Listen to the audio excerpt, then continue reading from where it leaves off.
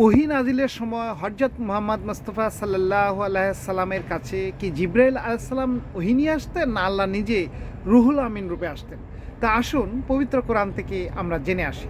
সূরা তাহার 11, 12, 13 নম্বর আয়াত থেকে আমরা জানতে পারি, হযরত মুসা আলাইহিস সালাম যখন তুয়া পর্বতে গেলেন এবং আগুনের কুণ্ডলী দেখতে পেলেন, তখন ওখানে গিয়ে যখন উনি গেলেন তখন আওয়াজ আসলো যে, হে মুসা, আমি তোমার পালনকর্তা, তুমি তোমার কাছে যে ওহী নাজিল হচ্ছে তা শুনো এবং তুমি পবিত্র উপত্যকায় আছো, তোমার পায়ের জুতা খুলে ফেলো।